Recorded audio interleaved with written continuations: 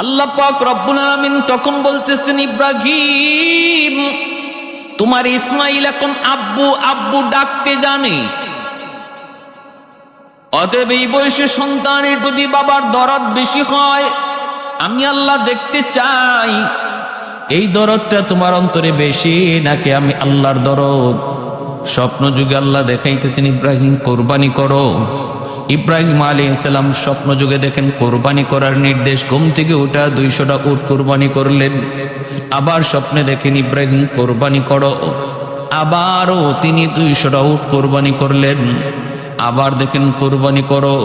ও ইব্রাহিম তোমার কাছে সবচেয়ে প্রিয় বস্তুটা কোরবানি করো। এইবার ঘুম থেকে উঠে চিন্তায় পড়ে গেলেন, প্রিয় বস্তু আমার কাছে সবচেয়ে প্রিয় বস্তু হলো আমার সন্তান ইসমাইল। আল্লাহ তো আমার কাছে আবারও পরীক্ষা চায়, বন্ধুত্বের পরীক্ষা চায়। সন্তান কোরবানি। সারার সাথে পরামর্শ করলেন। বিবি সারা বলেন, আপনি আল্লাহর হুকুম কার্যকর করুন। রওনা দিয়ে দিলেন মক্কায়। সেই তিনি বিবি হাজেরাকে বলতেছেন, বিবি গো, ও বিবি, আমার সন্তান ইসমাইলকে তুমি একটু সাজায় গুজায় দাও। এক জায়গায় বেড়াইতে যাব, মেহমানদারি করতে যাব। হাজেরা তিনি সাজায় গুজায়া বাবার সাথে দিয়ে দিলেন। মা হাজেরা তিনিও খুব খুশি, আমার সন্তানকে আমার স্বামী এত আদর করতেছেন, এত মায়া বরে ডাইকা তিনি কোথাও নিয়ে যাবেন মেহমানদারিতে বেড়াইতে। মা সন্তানকে যখন বাবা আদর করে, বাবা বেশি আদর করে ডাক দেয়, তখন মার কলিজা বেশি খুশি হয়। মার কলিজা বেশি খুশি হয়। বাবা যখন সন্তানকে বেশি আদর করে, তখন মার কলিজা বেশি খুশি হয়। হাজেরা বলতেছেন, যান আপনি সাজায় গুজায় দিলাম। তিনি সাজায় গুজায় নিয়ে রওনা দিছেন। এইদিকে শয়তান মা হাজেরার কাছে এসে বলতেছে, হাজেরা, সন্তান ইসমাইলকে তুমি নিজে একা লালন পালন করছো, সন্তানকে মানুষ করেছো তুমি, যত কষ্ট যত যন্ত্রণা সব তুমি নিজে সহ্য করেছো। আজকে তোমার ওই কলিজার টুকরা সন্তানটারে তুমি তোমার স্বামীর সাথে দিয়া দিছো কোথায়? কয় বেড়াইতে। কয় না, বেড়াইতে নেই গো হাজেরা, তোমার সন্তান ইসমাইলকে ইব্রাহিম নিয়ে গেছে জবাই করার জন্য, জবাই কোরবানি করার জন্য। হাজেরা বলতেছে, কস কি তুই? বাবা কোনোদিন সন্তানকে জবাই করবে? কয় হ করবে। হাজেরা বলেন, অসম্ভব, আমি বিশ্বাস করি না। শয়তান বলে করবে করবে। কয় না, বিশ্বাস করি না এমনি। শয়তানে কয় আল্লাহর হুকুমে, আল্লাহর হুকুমে। তখনই মা হাজেরা বলে, তাহলে তুই ইবলিস। আমার আল্লাহর হুকুমে যদি এটা হয়ে থাকে, আমি তো নিষেধ করবই না, বরং আমি আরো সুন্দর করে সাজায় গুজায় দেব। যদি আমার আল্লাহ চান আমার সন্তান ইসমাইলের কোরবানি, তাহলে আমার কোনো আপত্তি নাই। আর তুই যাই আমার বাধা দিচ্ছ, নিঃসন্দেহে তুই হলে ইবলিস।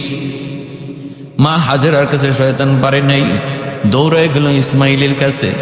যায় বলতেছে, ইসমাইল কই যাস? কয় আব্বার সাথে যাই বেড়াইতে। কয় না, বেড়াইতে না, তোর বাবা তোর জবাই করতে নিতেছে, জবাই করতে নিতেছে। কয় কেমন করে এটা সম্ভব? কয় না, আল্লাহর হুকুমে। তখন কয় আল্লাহর হুকুমে যদি হয় তাহলে আপত্তি কিসের? আপত্তি কিসের? শয়তান এই কথা যখন এইভাবে ওয়াসওয়াসা দেয়, ইসমাইল আলাইহিস সালাম বাবা ইব্রাহিমকে বলে দিলেন, আব্বা কে যেন আমারে কি কয়? কি কইতেছে? কয় আপনি বুঝে আমারে জবাই করতে নিতেছেন। ইব্রাহিম আলাইহিস সালাম বুঝে ফেলছেন এটা শয়তানের কারসাজি। তিনি বলেন, বাবা 7টা পাথর দিয়ে ওরে ঢিল মার, ওরে ঢিল মার, ও হলো ইবলিস। ইসমাইল আলাইহিস সালাম 7টা পাথর দিয়ে ঢিল মারলেন। শয়তান আগুনে পুড়ে গেল, চলে গেল। সেই ঢিল মারার স্মৃতি আল্লাহ পাক এখনো জামারাতে আল্লাহ পাক কিয়ামত পর্যন্ত সেই স্মৃতি আল্লাহ ধরে রাখছে। হাজিদেরকে আল্লাহ বইলা দিছে, হাজিরা হজ করতে যাবা, আমার ইসমাইল যেইভাবে ইবলিসের ঢিল মেরেছিল 7 বার, তোমরাও যদি 7 বার ইবলিসের ঢিল না মারো, আজ আমি আল্লাহর কাছে কবুল হবে না। আমি আল্লাহর কাছে বড় পছন্দ লাগছে যেই মুহূর্তটা দেশে ঘাবড়ে যাওয়ার কথা, ভয় পেয়ে যাওয়ার কথা, শয়তানের কথায় বাবার সাথে এ বিষয় নিয়ে আলোচনা করার কথা, দৌড় দেওয়ার কথা, কিন্তু না না, বরং শয়তানকে আরো ঢিল মারলো। আমি আল্লাহর কাছে এত পছন্দ, এই আমল তোমরা বিজড়িত না করলে, স্মৃতি আবার চারণ না করলে হজ কবুল হবে না। ভাইরা বন্ধুরা, ইব্রাহিম আলাইহিস সালাম বললেন, বাবা ইসমাইল, স্বপ্নে দেখেছি আমি তোমাকে কুরবানি করতেছি, এবার তোমার পরামর্শ দাও, তুমি কি বলো? ইব্রাহিম খলিলুল্লাহ যখন এই কথা বলেছেন, ইসমাইল আলাইহিস সালাম ছোট্ট বালক, 10 বছরের বালক, তিনি বলতেছেন, আব্বা স্বপ্নে যা দেখেছেন আপনি তা বাস্তবায়ন করুন। আপনি আমাকে ধৈর্যশীলদের ভিতরে পাবেন, আমি অধৈর্য হব না, মালিকের হুকুমের সামনে অধৈর্য হব না। আপনি আমাকে ধৈর্যশীলদের ভিতরে পাবেন। আব্বা আপনি আল্লাহর আদেশ দেরি করবেন না, কার্যকর করুন। কিন্তু আব্বা আপনি যে আমাকে কোরবানি দিবেন, আপনি আমাকে উপর করে শোয়ে রাখবেন, আমাকে আমার চেহারাটা দেখে আপনি কোরবানি দিয়েন না, কারণ আমার চেহারা যদি আপনার নজরে পড়ে তাহলে কিন্তু কোরবানি দিতে পারবেন না, হাত আপনার চলবে না, উপর করে শোয়ে দিবেন। আর আমার রক্ত মাখা জামাগুলি আমার মা হাজেরার কাছে রক্ত মাখা জামাগুলি পৌঁছে দিয়েন, কারণ বাবা গো, আমি তোমার আদর, মায়ের আদর, দুটা আদর আমার মার কাছে পাইছি। জন্মের পর থেকে আমি কি শুধু মাকে দেখছি? বাবার আদর আমি আমার মায়ের কাছ থেকে পেয়েছি, আদব শিক্ষা আমি আমার আম্মার কাছ থেকে শিখেছি। আমি ছিলাম আমার মায়ের চোখের শীতল। এজন্য আব্বা কোরবানির পর আমার রক্তমাখা জামাটা আম্মার কাছে পৌঁছে দিন, মা কিছুটা সান্ত্বনা পাবে। ইব্রাহিম আলাইহিস সালাম তিনি এবার শোয়াইলেন, শোয়া তিনি সন্তান ইসমাইলকে উপর করে শোয়াইলেন, ছুরি চালাবেন, কিন্তু দেখা যায় ছুরি চালাইতে পারেন না। ইসমাইল আলাইহিস সালাম নিজ থেকে বলতেছেন, আব্বা এখনো তোমার হাত কাঁপতেছে, ছুরি চলবে না। বাবা তুমি তোমার চোখটাও বেঁধে ফেলো, কারণ তুমি তোমার নিজের চোখে সন্তানের কুরবানির দৃশ্য দেখলে কোরবানি হবে না, করতে পারবা না, নিজের চোখটাও বেঁধে ফেলো। ইব্রাহিম আলাইহিস সালামকে ইসমাইল এই পরামর্শ দিলেন। ইব্রাহিম আলাইহিস সালাম নিজের চোখটাও তিনি বেঁধে ফেললেন, তারপরে ছুরি চালাইতে শুরু করলেন। ভাইরা বন্ধুরা, ছুরি চালাইতে শুরু করলেন। আল্লাহ পাক রব্বুল আলামিন উপর থেকে দেখতেছেন, আল্লাহ পাক ফেরেশতারা দেখতেছেন আর বলতেছেন, মালিক তুমি এই কি প্রেমের খেলা শুরু করেছো? তুমি আজকের কি খেলা শুরু করেছো? এই তোমার কুদরতের কেমন খেলা? ও আল্লাহ, আমাদের আর কোনো প্রশ্ন নাই, ইব্রাহিম কেমন করে তোমার বন্ধু হলো? আমাদের আর কোনো প্রশ্ন নাই, তুমি কুদরতি খেলা বন্ধ করো। আল্লাহ তুমি বন্ধ করো। রব্বুল আলামিন বলতেছেন, একটু দেখ না কই যায়, কোথায় পর্যন্ত যায় পৌঁছে আমার ইব্রাহিম ইসমাইল। যখন ছুরি চালাইয়া দিলেন, নিঃসন্দেহে এইবার ছুরি চালাইলেন। আল্লাহ পাক রব্বুল আলামিন সাথে সাথে জিব্রাইলকে বলেন, জিব্রাইল আমার ইব্রাহিম ছুরি চালায়া দিছে, এই যে ছুরি যাইতেছে ইসমাইলের গলায় লাগবে। এর জিব্রাইল ওই ছুরি ইসমাইলের গলায় যাওয়ার আগে আগে তুমি জান্নাতি দুম্বা ইব্রাহিমের ছুরির নিচে শোয়া দাও আর আমার ইসমাইলকে সরায় দাও। জিব্রাইল আলাইহিস সালাম বলেন, পৃথিবীতে 3টা সময় আমার যাইতে সবচেয়ে অনেক অনেক অনেক কষ্ট হয়েছে। আমার যত শক্তি ছিল সমস্ত শক্তি ব্যয় করে পৃথিবীতে 3টা সময় আমি আগমন করেছি। এই 3টা আগমনের কথা আমার মনে থাকবে। একটা হলো যখন ইব্রাহিম ছুরি চালায়, আমি দেখতেছি ইব্রাহিমের ছুরিও চলে, আমি জিব্রাইল নিজেও চলতেছি। সূর্য চলে আমিও চলি, সূর্য চলে আমিও চলি, সূর্য চলে আমিও নামি, সূর্য চলে আমিও নামি। আমার 600 ডানা একসাথে আমি ব্যবহার করলাম। একসাথে ব্যবহার করার দ্বারা ইব্রাহিমের সূর্য চলতেছে আমিও নামতেছি। গলায় লাগার আগে আগে আল্লাহর রহমতে আমি দুম্বা জান্নাতি দুম্বা আইনা ইসমাইলদের সরাইয়া জান্নাতি দুম্বা শোয়া দিছি। ইব্রাহিম বিন্দু পরিমাণ কিছু টের পান নাই। তিনি তো ছুরি চালায় দিছেন, গজ গজ করে গলা কাটলো, হিনকি দিয়ে রক্ত বের হলো। আল্লাহু আকবার কইয়া তিনি কুরবানি করে ফেললেন। এরপরে তিনি তো নিশ্চিত আমার ইসমাইল কুরবানি হয়ে গেছে, কোরবানি হয়ে গেছে। রক্ত পড়ার দৃশ্য, গলা কাটার মতো গলা কাটার আওয়াজ তিনি শুনতে পাইলেন। এবার আল্লাহর শুকরিয়া আদায় করে তিনি যখন চোখটা খুললেন, কইলা যখন নিচের দিকে তাকাইলেন, তাকায়া দেখেন আল্লাহু আকবার, আল্লাহু আকবার, নিচে তো ইসমাইল নাই, নিচে কোরবানি হয়ে গেছে একটা জান্নাতি দুম্বা, আর পাশেই শুয়ে আছে ইসমাইল। তিনি বিশ্বাস করতে পারতেছেন না, চোখটা আবার কসলাইতেছেন, চোখটা আবার এরকম ভাবে কি করলেন, একটু মনে করলেন চোখটা মনে হয় ঝাপসা। তারপরে আবার তাকে দেখেন ঘটনা সত্য, নিচে হলো একটা দুম্বা, পাশে দাঁড়ায় আছে ইসমাইল। হযরত ইসমাইল আলাইহিস সালাম দৌড় দিয়া বাবাকে জড়ায় ধরে তিনি আল্লাহর শুকরিয়া আদায় করে কাঁদতেছেন। আর ওই অবস্থায় জিবরাইল আমিন বলতেছে, নবী গো, আপনার কোরবানি আল্লাহর দরবারে কবুল হয়ে গেছে। উদ্দেশ্য তো কোরবানি ছিল না, উদ্দেশ্য ছিল আপনার দিলের হালত জানা। আল্লাহ পাক এই জায়গায় জান্নাতি দুম্বা কোরবানি দিয়ে আপনার কোরবানি আল্লাহ কবুল করে নিছে। যেন ইসমাইলে কোরবানি হয়েছে, আপনি যেমন ইসমাইলকেই কোরবানি দিয়েছেন, বিন্দু পরিমাণেতে কোনো সন্দেহ নাই। বা সাথে সাথে বাপ বেটা দুজনে 2 রাকাত শুকরিয়ার নামাজ পড়লেন। এজন্যই আমরা ঈদুল আজহার দিন 2 রাকাত শুকরিয়াতান ঈদুল আজহার নামাজ পড়ি।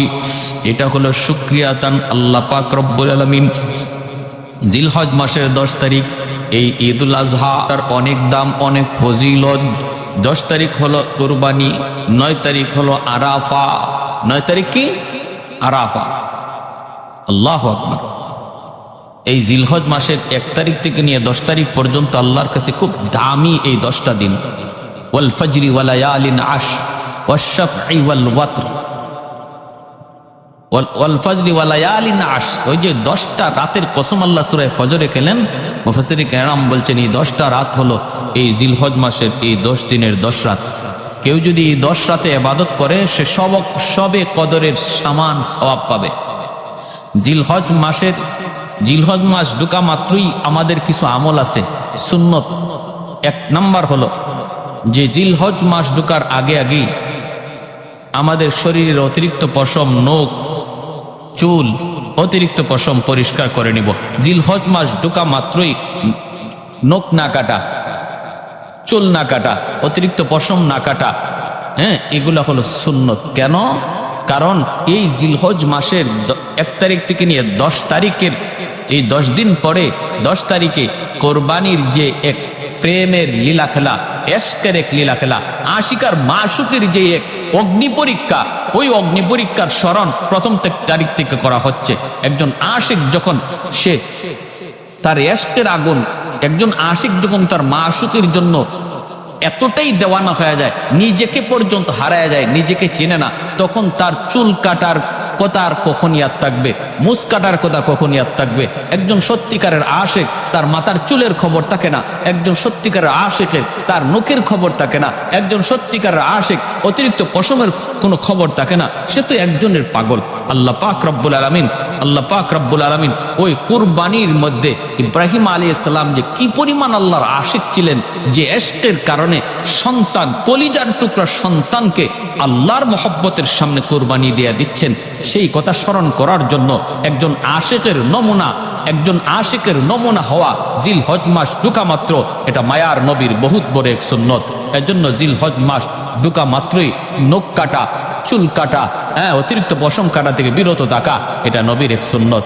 আর 9 তারিখে রোজা রাখা, 9 তারিখে কেউ যদি রোজা রাখে, অর্থাৎ আরাফার দিন, এই তো আর কয়েকদিন, আগামীকাল থেকে জিলহজ মাস ঢুকতেছে, 9 তারিখে যদি কেউ আমরা রোজা রাখি, তাহলে আল্লাহর নবী রহমতের নবী বলেন তার 1 বছরের পিছনের গুনাহ মাফ, সামনের 1 বছরের গুনাহ আল্লাহ তার মাফ করে দেন। সুবহানাল্লাহ। প্যারে হাজিরিন, আল্লাহ পাক আমাদের সবাইকে এই আমলগুলা করার তৌফিক দান করুন। আর কোরবানির মধ্যে যে নিয়ত, ইব্রাহিম আলাইহিস সালাম যেই নিয়তে, আল্লাহকে খুশি করার নিয়তে যেমন কোরবানি করেছিলেন, এমন নিয়ত নিয়ে আমি আপনিও যদি আজকে কোরবানি করি, তাহলে এই কোরবানি আল্লাহর কাছে কবুল হবে। আর যদি আমার আপনার গোশত খাওয়ার নিয়ত থাকে, আমার আপনার যদি টাকার মধ্যে ভেজাল টাকা থাকে, হারাম থাকে, তাহলে কোরবানি কবুল হবে না। কোরবানি কবুল হওয়ার জন্য শর্ত হলো 2টা। এক হলো টাকাটা, পয়সাটা হতে হবে হালাল, একদম নির্ভেজাল। আরেক হলো নিয়তটা হতে হবে সহি, শুধু আল্লাহকে খুশি করা। কারণ ইব্রাহিম আলাইহিস সালাম তিনি আল্লাহকে খুশি করার নিয়ত তার কি পরিমাণ ছিল, আল্লাহর প্রেম আর ভালোবাসা কি পরিমাণ ছিল, কারণ ইনি নিশ্চিত তার সন্তানকে তিনি জবাই করেছেন, নিশ্চিত সন্তানকে জবাই করেছেন। একজন বাবা তার সন্তানকে জবাই করতে পারে আল্লাহর মহব্বতে, তাহলে বুঝেন এই মহব্বতটা কতটা নির্ভেজাল, কতটা খাঁটি ছিল। আমরাও আমাদের কোরবানি আসতেছে, এই কোরবানিতে হারাম টাকা দিয়া কোরবানির তো অংশীদার হব না।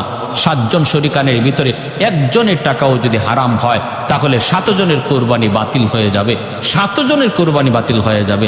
কেউ যদি সুদী প্রতিষ্ঠানে চাকরি করে, সুদী প্রতিষ্ঠান থেকে লেনদেন করে, তাহলে তার সাথেও কোরবানি দেওয়া থেকে বিরত থাকবো।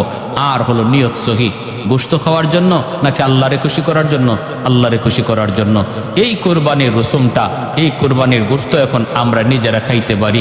ইব্রাহিম আলাইহিস সালামের এই তো জমানার পর থেকে কোরবানির তরিকাটা এরকম ভাবে তৈরি হয়েছে, আমাদের জন্য সহজ হয়েছে। এখন আমরা পশু কোরবানি করি, আবার নিজেরা গোশতও খাই। কিন্তু এর আগ পর্যন্ত কোরবানি ছিল, কিন্তু তরিকা এমন ছিল না। আকাশ থেকে আগুন আইসা কোরবানির বস্তুটারে খেয়ে ফেলতো, নিজেরা খাওয়ার কোনো সুযোগ ছিল না।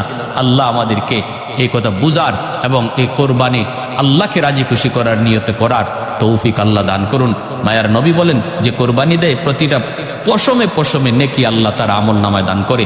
এজন্য সাধ্য যার আছে, মান ওয়াজাদা সাআতান, নবী বলেন যার সাধ্য আছে কোরবানি দেওয়ার, সে যেন কোরবানি দেয়। এটা বহুত বড় এক সওয়াব। পশুটার গায়ে যদ্দুর পশম আল্লাহ তার আমল নামায় দান করে, আর ওই রক্ত মাটিতে পড়ার আগে আগেই আল্লাহ তার কোরবানি কবুলও করে, যদি নিয়ত সহি হয়। আল্লাহ আমাদেরকে আমল করার এবং সে অনুযায়ী চলার তৌফিক আল্লাহ দান করুন।